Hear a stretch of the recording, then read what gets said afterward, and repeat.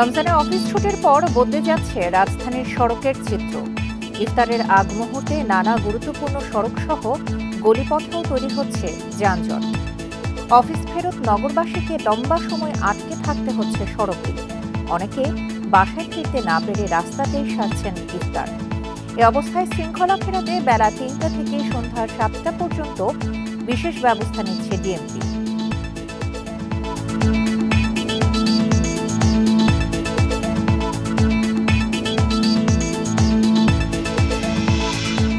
এ নিয়ে বিস্তারিত থাকছে সংবাদে। স্বাগত সকাল ৯টার বিরতিহীন ইন্ডিপেন্ডেন্ট সংবাদে। আপনাদের সাথে আছি সন্তানী মজিদতমা। আর শুরুতেই জানিয়ে দিব প্রধান শিরোনামগুলো।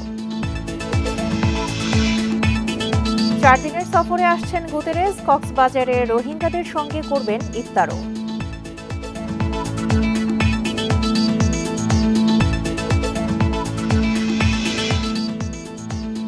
দশ বছরে বিএসএফের হাতে ৩০৫ বাংলাদেশি হত্যা, নজিরবিহীন বলছেন বিশ্লেষকরা।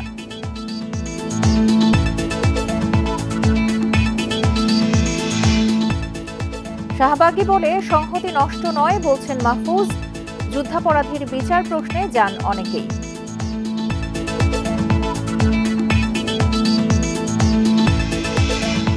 শুনছিলেন প্রধান শিরোনাম। এছাড়া সংবাদে আরও যা থাকছে: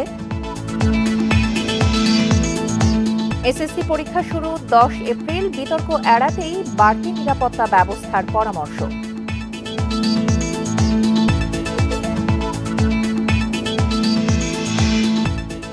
দেশে কিডনি রোগে ভুগছে 50 লাখ শিশু। বহির্বিভাগে জটিলতার শনাক্ত 18%।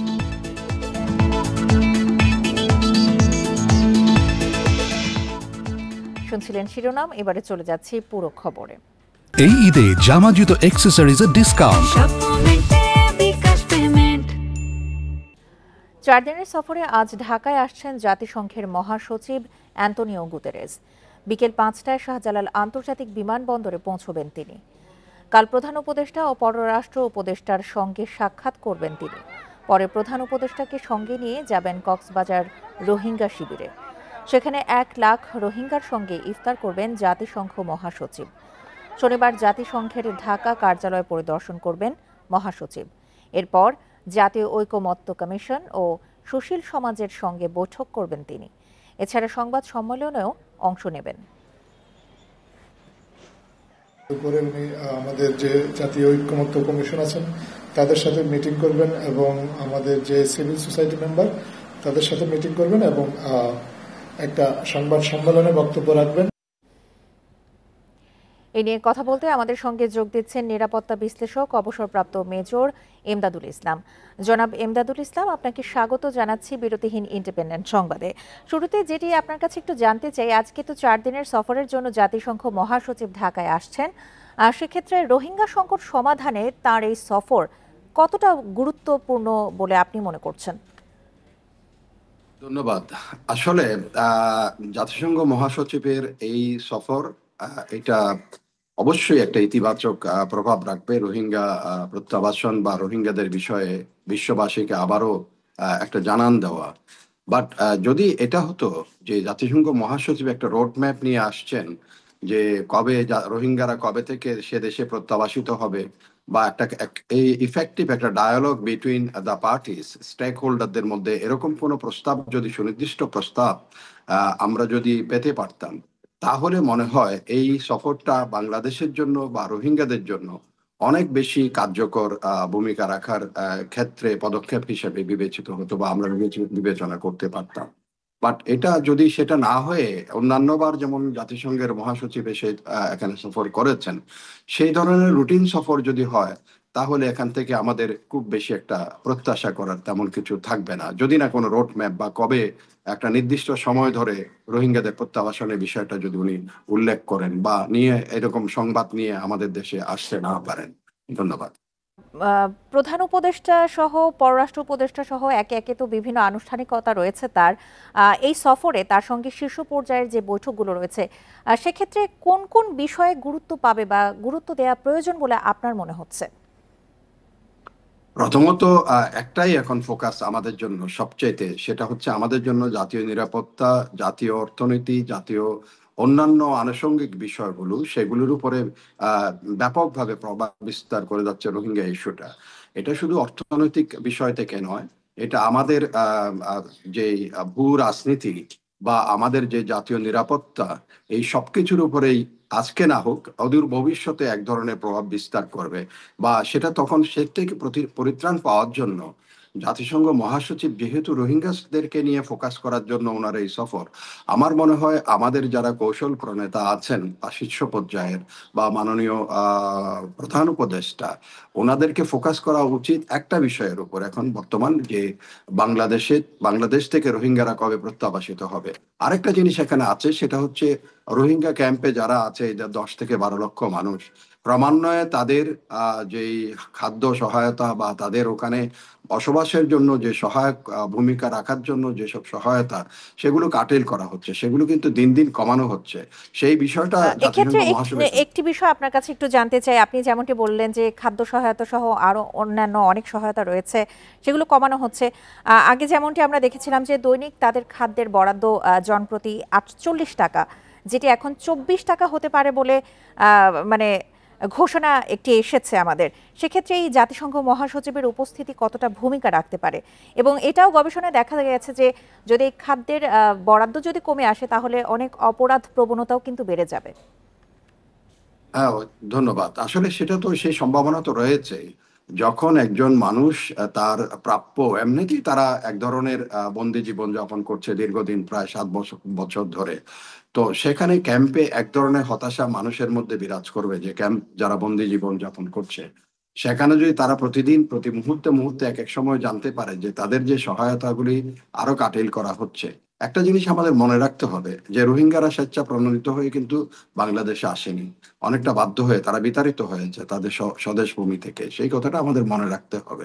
সেটা মনে রেখে তাদের জন্য যে জাতিসংঘের যে মানবিক সহায়তা, এটা জাতিসংঘেরও সার্বিকভাবে এক ধরনের ব্যর্থতা। আজকে 7 বছর ধরে জাতিসংঘ কোনো কার্যকর একটা ওয়ে আউট বা একটা পথ সৃষ্টি করতে পারেনি যাতে রোহিঙ্গারা সে দেশে ফেরত যেতে পারে। এটা আমাদের জাতি হিসেবে আমাদের কূটনৈতিক যেমন ব্যর্থতা, একইভাবে জাতিসংঘের আরো বড় ব্যর্থতা। কারণ জাতিসংঘ মানুষের নিরাপত্তা দেওয়া, মানুষের তার যে নাগরিক অধিকার আছে স্বদেশে, সেগুলি নিশ্চয়তা করার দায়িত্ব কিন্তু জাতিসংঘের উপর বর্তায়। তাদের সেখানে মানবিক হিউম্যান রাইটস কমিশন আছে, ইউএনএইচসিআর আছে, এরা সব কিন্তু আসে যায়। আজ পর্যন্ত কোনো ধরনের ইফেক্টিভ বা কার্যকর কোনো ব্যবস্থা গ্রহণ করতে পারে নাই যাতে করে রোহিঙ্গারা আমাদের দেশ থেকে তার নিজ দেশে স্বদেশে ফেরত যায়। বরং এটা একটা খারাপ উদাহরণ হিসেবে থাকছে যে ইচ্ছা করলেই একদল মানুষকে এথনিক ক্লিনজিং যেটাকে বলে, সেটার মাধ্যমে তার স্বদেশ থেকে, তার ভিটামাটি থেকে, তার পূর্বপুরুষের ভিটামাটি থেকে তাকে বিতাড়ন করা যায় এবং নির্বিঘ্নে তারা সেটা করে পার পেয়ে যাচ্ছে। সেই উদাহরণও কিন্তু সৃষ্টি হয়ে থাকতেছে জাতিসংঘের ইতিহাসে, আমাদের তো রয়েছেই। তো সেই দৃষ্টিকোণ থেকে জাতিসংঘ মহাসচিবকে এটা মনে করিয়ে দেওয়ার সময় আসছে, এটা জাতিসংঘেরও ব্যর্থতা রোহিঙ্গাদের প্রত্যাবাসিত না হওয়াটা। জি জনাব ইমদাদুল ইসলাম, আমরাও আশা করি আপনার এই পরামর্শগুলো আমাদের রোহিঙ্গা প্রত্যাবাসন হোক বা রোহিঙ্গা সংকট সমাধানে গুরুত্বপূর্ণ ভূমিকা পালন করবে। আপনাকে অসংখ্য ধন্যবাদ আমাদেরকে সময় দেওয়ার জন্য। কূটনৈতিকভাবে ভারতকে বারবার বলার পরও সীমান্তে প্রতিনিয়তই হত্যাকাণ্ড বিশ্বে নজিরবিহীন বলে মন্তব্য করেছেন নিরাপত্তা বিশ্লেষকরা। এই সংকট নিরসনে সীমান্তে বসবাসরত মানুষদের আদান প্রদান একটি বৈধ কাঠামোয় আনার পরামর্শও তাদের। মানবাধিকার সংস্থা HRSS জানিয়েছে, গত 10 বছরে ভারতের সীমান্তরক্ষী বাহিনী বিএসএফ এর হাতে কমপক্ষে 305 জন বাংলাদেশি নিহত হয়েছে, আহত হয়েছেন 282 জন।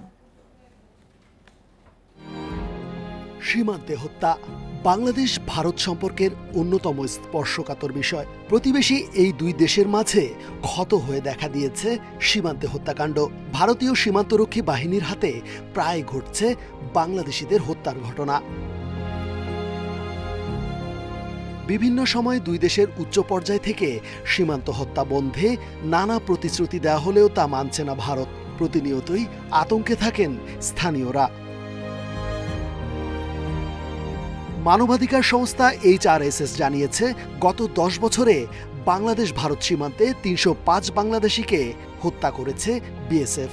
এর মধ্যে সবচেয়ে বেশি 51 বাংলাদেশিকে হত্যার ঘটনা ঘটে 2020 সালে। এ ধরনের হত্যাকাণ্ড যে কোনো দেশের জন্য নাজুক নিরাপত্তার ইঙ্গিত দিয়ে এটি বন্ধে কার্যকর উদ্যোগ নেওয়ার আহ্বান HRSS এর। আওয়ামী লীগ সরকার তারা অনেকটা নতজানু পররাষ্ট্রনীতি সাথে ভারতের সাথে তারা সম্পর্ক রাখার চেষ্টা করেছে এবং তারা অধিকাংশ ক্ষেত্রেই বাংলাদেশিদের যে হত্যাকাণ্ডের ঘটনা ঘটেছে সেগুলোকে তারা ঠিকমতো অ্যাড্রেস করার চেষ্টা করেনি বা সেটার প্রতিবাদ করেনি।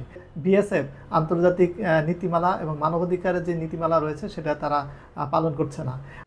এই সংকট সমাধানে সীমান্তবর্তী এলাকার দুই দেশের মানুষের মাঝে চলাচল সহজ করতে একটি নীতিমালা দরকার বলে মনে করেন বিশ্লেষকরা। পৃথিবীর কোনো দেশে এরকম ঘটনা, এরকম সীমান্ত হত্যার নজির আমার কাছে এতটা জানা নেই। সুতরাং সেক্ষেত্রে এটা নজিরবিহীন ঘটনা। সীমান্তবর্তী এলাকার মানুষের মধ্যে কিছু অপ্রচলিত বাণিজ্য সম্পর্ক রয়েছে। একটা নির্দিষ্ট জায়গায় উভয় দেশের নাগরিক অবাধে যেতে পারবে, আসতে পারবে, এরকম একটা যদি অ্যাডহক ব্যবস্থায় যাওয়া যায় তবে মনে হয় এই জিনিসটা নিষ্পত্তি করা সম্ভব। সীমান্তে মরণাস্ত্রের ব্যবহার না করে BSF কে বিকল্পের প্রস্তাব বিজিবির। একই সঙ্গে সীমান্তে গোয়েন্দা তৎপরতা অব্যাহত রেখে স্থানীয়দের সাথে সচেতনতামূলক কর্মসূচি করার উপর গুরুত্ব দেন বিশ্লেষকরা। রেজওয়ানুল হক, ইন্ডিপেন্ডেন্ট নিউজ, ঢাকা। শাপলা চত্বরে হেফাজতে ইসলামের নেতাকর্মীদের হত্যাকাণ্ডে মানবতা বিরোধী অপরাধের মামলায় শেখ হাসিনা সহ 9 জনের বিরুদ্ধে গ্রেপ্তারি পরোয়ানা জারি করেছে আন্তর্জাতিক অপরাধ ট্রাইব্যুনাল। ওই ঘটনায় গণজাগরণ মঞ্চের নেতা কর্মীরাও জড়িত ছিলেন বলে প্রমাণ পাওয়ার দাবি করেছেন চিফ প্রসিকিউটর। বুধবার দুপুরে এই বিষয়ে ট্রাইব্যুনালে শুনানি হয়। ধর্ম অবমাননায় সর্বোচ্চ শাস্তিসহ নানা দাবিতে 2013 সালের 5 মে শাপলা চত্বরে জড়ো হয় হেফাজতে ইসলামের কর্মী সমর্থকরা। গভীর রাতে বিদ্যুৎ বিচ্ছিন্ন করে অভিযান চালিয়ে তাদের হটিয়ে দেয় পুলিশ, র্যাব, বিজিবি। এ সময় বহু নেতাকর্মী নিহতের দাবি করে শেখ হাসিনা সহ 50 জনের বিরুদ্ধে অভিযোগ দায়ের করে হেফাজতে ইসলাম। ওই মামলায় বুধবার শেখ হাসিনা, বেনজির, ইমরান এইচ সরকার সহ 9 জনের বিরুদ্ধে গ্রেপ্তারি পরোয়ানা জারি করে ট্রাইব্যুনাল। তাদের মধ্যে অন্য মামলায় গ্রেপ্তার শহীদুল হক, জিয়াউল আহসান সহ 4 জনকেও এই মামলায় গ্রেপ্তার দেখানোর আবেদন করে প্রসিকিউশন। প্রধান কাজ হচ্ছে আমাদের কমান্ড স্ট্রাকচারকে ধরা, যারা সেই সময় কমান্ড করেছিলেন। আপনারা জানেন যে প্রাইম মিনিস্টার পার্লামেন্টে পরবর্তীতে বলেছিলেন যে এরা রং মেখে শুয়েছিল। তার মানে এটা তিনি জানতেন, জানার পরেও তারা এই ধরনের তুচ্ছতাচ্ছিল্য করা তার নির্দেশ এবং পরিকল্পনায় হয়েছিল। শাপলা চত্বরের হত্যাকাণ্ডে সরকারি বাহিনীর সাথে গণজাগরণ মঞ্চের নেতাকর্মীরাও জড়িত ছিল বলে আদালতকে জানায় প্রসিকিউশন। গণজাগরণ মঞ্চের কর্মীরা, নেতাকর্মীরা সশরীরে অংশগ্রহণ করেছে বলে আমাদের তদন্ত সংস্থার কাছে তথ্য প্রমাণ পাওয়া গিয়েছে। এর বাইরে ইমরান এইচ সরকার গণজাগরণ মঞ্চের মুখপাত্র হিসাবে সে নিজে সরকারের যে সমস্ত ঊর্ধ্বতন কর্তৃপক্ষ, প্রাইম মিনিস্টার থেকে শুরু করে স্বরাষ্ট্রমন্ত্রী, র্যাবের প্রধান এবং পুলিশের কর্মকর্তাদের সাথে বিভিন্ন সময় বৈঠক করে এই শাপলা চত্বরে যে পরিচালিত অভিযান ছিল সেটির পরিকল্পনায়ও তিনি অংশগ্রহণ করেছিলেন। শুনানির পর ওই ঘটনায় জড়িতদের সর্বোচ্চ শাস্তির দাবি জানান হেফাজতে ইসলামের নেতারা। বিগত সময়ে আমরা কথা বলতে পারি নাই, আমাদের শহীদদের লাশ নিয়ে আমরা জানাজা পড়তে পারি নাই, আমাদের শহীদ পরিবারদেরকে এমনভাবে ভীত সন্ত্রস্ত করা হয়েছে, ভয় এবং সৃষ্টি করা হয়েছে যেন তারা কথা না বলে। 12 মে মামলার তদন্ত প্রতিবেদন দাখিলের নির্দেশ দিয়েছে আন্তর্জাতিক অপরাধ ট্রাইব্যুনাল। Zahidul Bashar, Independent News, Dhaka. ধর্ষণ বিরোধী পদযাত্রায় পুলিশের ওপর হামলার ঘটনায় 12 জনের নামে মামলা করেছে পুলিশ। অজ্ঞাতনামা আরও 70 থেকে 80 জনকে আসামি করা হয়েছে। পুলিশ সদর দপ্তর বলছে, দায়িত্ব পালনকালে পুলিশের কাজে বাধা ও হামলার ঘটনায় তদন্ত চলছে। দোষীদের বিরুদ্ধে আইন অনুযায়ী নেওয়া হবে ব্যবস্থা। ধর্ষণ বিরোধী পদযাত্রায় পুলিশের ওপর হামলার এমন ভিডিও ভাইরাল সোশ্যাল মিডিয়ায়, উঠেছে সমালোচনার ঝড়। এক বিবৃতিতে পুলিশ সদর দপ্তর জানিয়েছে, মঙ্গলবার মিছিল নিয়ে হোটেল ইন্টারকন্টিনেন্টালের সামনে দিয়ে প্রধান উপদেষ্টার বাসভবন অভিমুখে যেতে চাইলে পুলিশি বাধার মুখে পড়ে বিক্ষোভকারীরা। এ সময় শুরু হয় ধস্তাধস্তি। বিক্ষোভকারীদের হামলায় আহত হন রমনা জোনের সহকারী পুলিশ কমিশনার আব্দুল্লাহ আল মামুন সহ বেশ কয়েকজন পুলিশ সদস্য। পুলিশের দাবি, প্রকৃত হামলার ঘটনা আড়াল করতেই খণ্ডিত ছবি ও ভিডিও প্রচার হয়েছে বেশ কিছু সংবাদ মাধ্যমে। এ ঘটনায় 12 জনের নাম উল্লেখ করে মামলা করেছে পুলিশ। আসামি করা হয়েছে অজ্ঞাতনামা আরও 70 থেকে 80 জনকে। সরকারি কাজে বাধা দেওয়ার কোনো ধরনের সুযোগ নেই, এটি আইনগতভাবে অপরাধ। গতকালকে যে ঘটনাটি অর্থাৎ পুলিশের উপর যেভাবে আক্রমণ করা হয়েছে তার প্রেক্ষিতে মামলা হয়েছে। এই ধরনের ঘটনার ক্ষেত্রে কোনো ধরনের ছাড় দেওয়া হবে না। পুলিশ তার আইনানুগ দায়িত্ব পালনে প্রতিশ্রুতিবদ্ধ। এদিকে পুলিশের ওপর হামলার ঘটনায় বুধবার ঢাকা বিশ্ববিদ্যালয় এলাকায় বিক্ষোভ করেছে বিভিন্ন সংগঠন। জড়িতদের গ্রেপ্তারের দাবি জানিয়েছেন তারা। Nahid Kamal, Independent News, Dhaka. শাহবাগী বলে যে কাউকে ফ্যাসিবাদী ও ইসলাম বিদ্বেষী হিসেবে তকমা না দেওয়ার আহ্বান জানিয়েছেন তথ্য উপদেষ্টা মাহফুজ আলম। বুধবার রাতে ভেরিফাইড ফেসবুক অ্যাকাউন্টে এক পোস্টে এই আহ্বান জানান তিনি। বলেন, ইসলাম বিরোধিতা নয়, অনেকেই সে সময়ে শাহবাগে গেছেন মুক্তিযুদ্ধ বিরোধীদের বিষয়ে আন্দোলনের অংশ হিসেবে। মাহফুজ আলম আরও বলেন, শাহবাগে গণজাগরণ মঞ্চের আন্দোলনে ছিলেন এমন অনেক ব্যক্তি কয়েক বছর ধরে শেখ হাসিনার ফ্যাসিবাদের বিরুদ্ধে লড়েছেন। তাদের অনেকেই আহত ও নিহত হয়েছেন। বলেন, শাপলা শাহবাগের কর্মীরা সহযোদ্ধা হয়েছিলেন বলেই শেখ হাসিনার পতন ঘটেছিল, আর তারা ইতোমধ্যে তাদের রাজনৈতিক ভুলের প্রায়শ্চিত্ত করেছেন। শাহবাগ ও শাপলা চত্বর এই দুই ভাগে জনগণকে বিভক্ত না করে সবাইকে গণতন্ত্র, আইনের শাসন এবং সংহতির দিকে এগোনোর আহ্বান জানান তথ্য উপদেষ্টা। দীর্ঘ পোস্টের শুরুতে মাহফুজ আলম আরও বলেন, জামায়াত যুদ্ধাপরাধের সহযোগী ছিল, কিন্তু অভ্যুত্থানের মাধ্যমে তারাও কাফফারা দিয়েছে। জামায়াতের যারা বাংলাদেশপন্থী তারা এই দেশে রাজনীতি করার অধিকার রাখে বলেও জানান তিনি। রাজধানীর শাহবাগ মোড়ে তাদের কণ্ঠে ক্ষোভ। এদিকে মাগুরার ধর্ষণের শিকার 8 বছরের শিশুর শারীরিক অবস্থার আরও অবনতি হয়েছে। বুধবার শিশুটির 4 বার হার্ট অ্যাটাক হয়েছে। বুধবার রাতে বাংলাদেশ আর্মির ভেরিফাইড ফেসবুক পেজে এই তথ্য জানানো হয়েছে। শিশুটি বর্তমানে ঢাকার সম্মিলিত সামরিক হাসপাতালে চিকিৎসাধীন। দেশবাসীর কাছে শিশুটির জন্য দোয়া চেয়ে পোস্টে জানানো হয়েছে, সিএমএইচের শিশু বিভাগের পেডিয়াট্রিক ইন্টেন্সিভ কেয়ার ইউনিটে চিকিৎসাধীন শিশুটি বুধবার 4 বার হার্ট অ্যাটাক করেছে। পরে কার্ডিও পালমোনারি রিসাসিটেশনের মাধ্যমে তাকে স্থিতিশীল করা হয়। শিশুটির রক্তে লবণের ভারসাম্যহীনতার কারণে ডায়ালাইসিস করা হচ্ছে। পাশাপাশি শিশুটির রক্তচাপ ধীরে ধীরে কমে যাচ্ছে বলেও এতে জানানো হয়েছে। গত 8 মার্চ শিশুটিকে ঢাকা মেডিকেল কলেজ হাসপাতাল থেকে সম্মিলিত সামরিক হাসপাতালে স্থানান্তর করা হয়।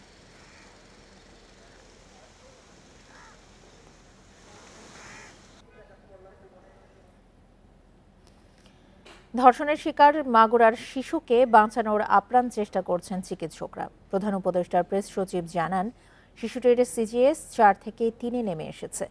এই ঘটনায় দ্রুত বিচারের আশ্বাস দিয়েছেন আইন উপদেষ্টা। তিনি হুঁশিয়ারি দেন, নারী উত্ত্যক্তকারীদের বিরুদ্ধে কঠোর ব্যবস্থা নেওয়া হবে।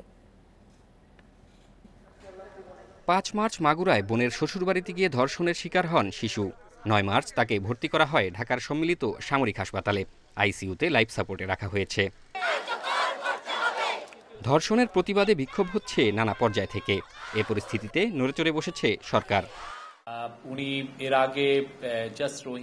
বুধবার সংবাদ সম্মেলনে প্রধান উপদেষ্টার প্রেস সচিব জানান, ধর্ষণের শিকার শিশুটির শারীরিক অবস্থার অবনতি হয়েছে। শিশুটির চোখের মনি নড়াচড়া কমে গেছে। তার কন্ডিশন আরো ডিটোরিয়েট করেছে। আজকে তার সিজিএস মানে coma level has come down to 3 from 4। এ নিয়ে আইন উপদেষ্টা জানান, ধর্ষণের বিচারে কেউ যাতে গাফিলতি না করে সে ব্যাপারে সরকার সজাগ। দ্রুত বিচারের আশ্বাস দেন তিনি। এটা বিচার কার্য কোনো রকম কাল বিলম্ব না করে দ্রুত এবং ন্যায় বিচার যেন করা হয়, সেই লক্ষ্যে আমাদের একটা বিশেষ নজরদারি থাকবে। তিনি আরও বলেন, কেউ নারীদের মোরাল পুলিশিংয়ের অধিকার রাখে না। উত্ত্যক্তকারীদের বিরুদ্ধে সরকারের জিরো টলারেন্স বলে জানান উপদেষ্টা। অর্জিত বিজয়ের পরবর্তী দেশে আজকে আমাদের মেয়েদেরকে যেভাবে আক্রমণ করা হচ্ছে বিভিন্ন গোষ্ঠীর থেকে, এবং যেভাবে ধর্মের অপব্যাখ্যা দিয়েও তাদের উপর আক্রমণ করা হচ্ছে, আমরা এটার বিরুদ্ধে জিরো টলারেন্স নীতি গ্রহণ করেছি। এর আগে আপনারা দেখেছেন আমাদের সরকারের পক্ষ থেকে বলা হয়েছে যে আমরা কোনোভাবেই কোনো অজুহাতে কোনো রকম মরাল পুলিশিং করার দায়িত্ব কোনো নাগরিককে দেওয়া হয়নি। বাংলাদেশের কোনো আইনে এই অধিকার কাউকে দেওয়া হয় নাই। এর আগে সচিবালয়ে ধর্ষণ বিরোধী মঞ্চের নেত্রীদের সঙ্গে বৈঠক করেন আইন উপদেষ্টা। এ সময় নারী নির্যাতন আইন সংশোধনের কথা জানান তিনি। জাহিদুল ইসলাম, ইন্ডিপেন্ডেন্ট নিউজ, ঢাকা। পঞ্চগড়ে ৩ বছরের শিশুকে ধর্ষণ চেষ্টার অভিযোগে শরীফুল ইসলাম সৌরভ নামে এক অটোরিকশা চালককে গ্রেপ্তার করেছে পুলিশ। বুধবার রাতে শারীরিক পরীক্ষার জন্য শিশুটিকে সদর হাসপাতালে ভর্তি করা হয়েছে। এই ঘটনায় শিশুটির মা বাদী হয়ে সৌরভের বিরুদ্ধে ধর্ষণের অভিযোগে মামলা করেছেন। মামলা সূত্রে জানা গেছে, বুধবার বিকেলে শিশুটি বাড়ির পাশে খেলছিল। এ সময় প্রতিবেশী সৌরভ শিশুটিকে বাড়িতে নিয়ে গিয়ে ধর্ষণের চেষ্টা করে। শিশুটির কান্নার শব্দ শুনে তার মা খুঁজতে গিয়ে সৌরভের ঘরেই শিশুকে দেখতে পান। পরে শিশুটির মা বাদী হয়ে ধর্ষণের মামলা করলে অভিযুক্ত সৌরভকে গ্রেপ্তার করে পুলিশ।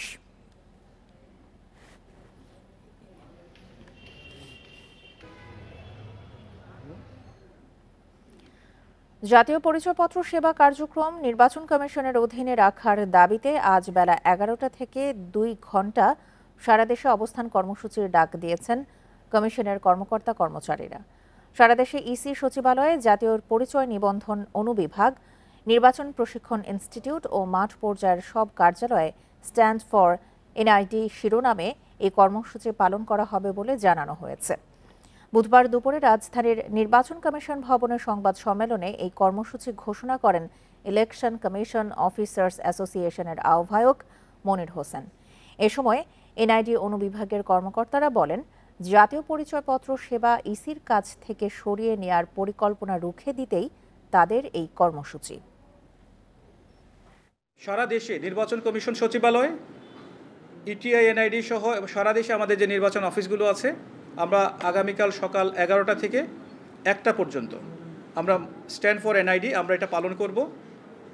এবং এর মধ্যেও যদি আমরা বলেছিলাম আগেই, যদি কার্যকর কোনো পদক্ষেপ না আসে, আমরা তার পরবর্তী সময়ে আমরা আলোচনা করে আমরা কর্মবিরতির সহ অন্যান্য কঠোর কর্মসূচির ঘোষণা করব।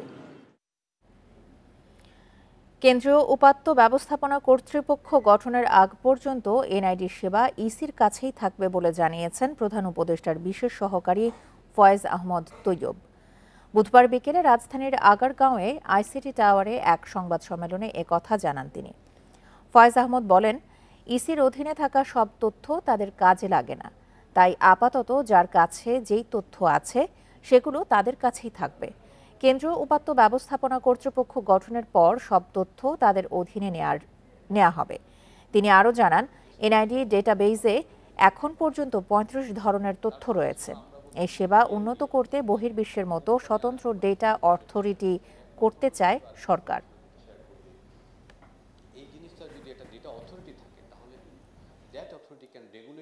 আমাদের মেইন কাজ যে ডেটাটা যেখানে আছে সেখানে আপাতত থাকবে এবং আমাদের অত্যন্ত দ্রুততার সাথে আমাদেরকে ইন্টারঅপারেবিলিটিগুলো নিশ্চিত করে ফেলতে হবে এবং এটা মাস্ট। এটা যদি আমরা না করতে পারি তাহলে যে আমরা বলছি যে সরকারি সেবা মোবাইল ফোনে নিয়ে যাওয়া বা ডিজিটাল ডিভাইসে নিয়ে, এটা কিন্তু আমরা করতে পারবো না। রমজানে অফিস ছুটির পর বদলে যায় নগরীর সড়কের চিত্র।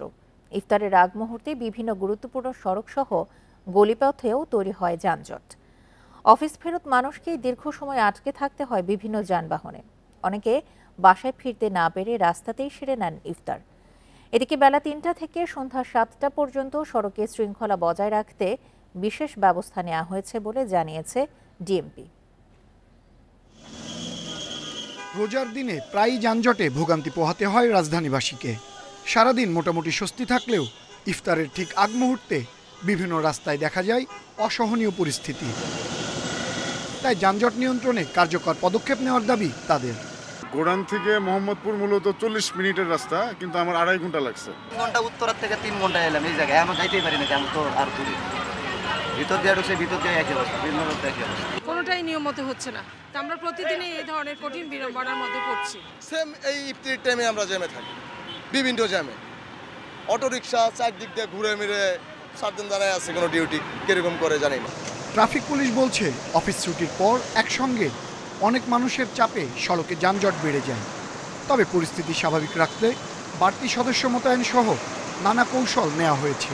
আমাদের এক্সট্রা ডেভেলপমেন্ট আরও কৌশল আছে, অনেক কৌশলগুলো অবলম্বন করতেছি। সিটি কর্পোরেশন সহ বিভিন্ন সংস্থার সাথে যোগাযোগ করে রোডের ইঞ্জিনিয়ারিং, ছোটোখাটো ইঞ্জিনিয়ারিং, এই ব্যবস্থা নিয়েও আমরা যাতে জ্যামটা সহনীয় হয় বিকালে, সেটার সহনীয় পর্যায়ে আনার চেষ্টা করতেছি। এদিকে যানজটে পড়ে রাস্তায় ইফতার সারেন অনেকে। ভুক্তভোগীরা জানান, সারাদিন রোজা রেখে অফিস করার পর যানজটে বসে থাকাটা অনেক কষ্টের। যানজটে পড়ে আছি, ইফতারের জন্য সিটও পাই না, দাঁড়ায় দাঁড়ায় ইফতার করতেছি। সারাদিন অফিসে যে কষ্ট না হয় তার থেকে বেশি কষ্টটা আমরা রাস্তাঘাটে জ্যামের কারণে পড়ে থাকতে হয়। যানজট নিরসনে সড়কে অবৈধ পার্কিং বন্ধে আইনশৃঙ্খলা বাহিনীর তৎপরতা বাড়ানোর তাগিদ সাধারণ মানুষের। আনোয়ার সাদাত নূর, ইন্ডিপেন্ডেন্ট নিউজ, ঢাকা। এদিকে রাজধানীতে পানি ও বিদ্যুৎ সহ বিভিন্ন সেবার ক্ষেত্রে রাস্তা খোঁড়াখুঁড়ি করতে হলে এখন থেকে সংশ্লিষ্ট সংস্থা ও ঠিকাদারদেরকে ঢাকা মহানগর পুলিশের অনুমতি নিতে হবে। এই বিষয়ে ডিএমপি সদর দপ্তর গণবিজ্ঞপ্তি জারি করেছে। বিজ্ঞপ্তিতে বলা হয়েছে, অনুমতি ছাড়া রাস্তা কাটা, খোঁড়াখুঁড়ি এবং সকাল ৬টা থেকে রাত ১০টার মধ্যে কোনো রাস্তা খোঁড়াখুঁড়ির কাজ করা যাবে না। এসব কারণে যান চলাচল ব্যাহত হয় উল্লেখ করে বলা হয়, বিভিন্ন সংস্থা বা ঠিকাদারি প্রতিষ্ঠান নানা সেবামূলক কাজের জন্য রাস্তা কেটে ফেলে, যা মেরামতে কয়েক মাস লেগে যায়। এ সময়ে যানজটে ভোগান্তি হয়, নষ্ট হয় শ্রমঘণ্টা। এতে রাষ্ট্রের কোটি কোটি টাকার ক্ষতি হয়।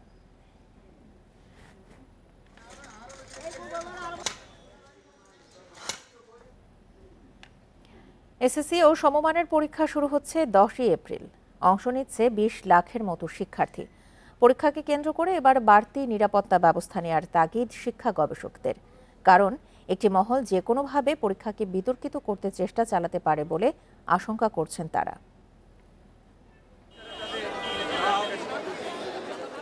স্বাভাবিক শিক্ষাসূচিতে ফেব্রুয়ারি মাসে শুরু হয় এসএসসি পরীক্ষা, কিন্তু করোনার কারণে 2020 সাল থেকে নির্দিষ্ট সময়ে তা শুরু হচ্ছে না। এবছরের এসএসসি পরীক্ষা 10 এপ্রিল থেকে শুরু হয়ে চলবে 10 মে পর্যন্ত। এরই মধ্যে ফর্ম পূরণ শেষ। আমাদের এই পর্যন্ত যে প্রস্তুত থাকার কথা তা কমপ্লিট। প্রশ্ন প্রণয়ন, ফর্ম ফিল আপ, প্রশ্ন প্রণয়ন, মডারেশন, তারপর প্রশ্ন প্রিন্টিং বিজি প্রেস থেকে, সেই প্রশ্নগুলো সব স্থানীয় পর্যায়ের যে ট্রেজারি ডিসি অফিসে একটা সরকারি কোষাগারে ওটা পৌঁছে গেছে। অভিভাবকরা বলছেন, পরীক্ষার্থীরা জুলাই গণঅভ্যুত্থানে অংশ নিয়েছিল। এরপর স্কুলের পরিবেশ স্বাভাবিক হতে কিছুটা সময় লাগে, তারপরও পুরো সিলেবাস শেষ হয়েছে। আশা করি সুন্দর এবং সুষ্ঠুভাবে পরীক্ষা সম্পন্ন হবে।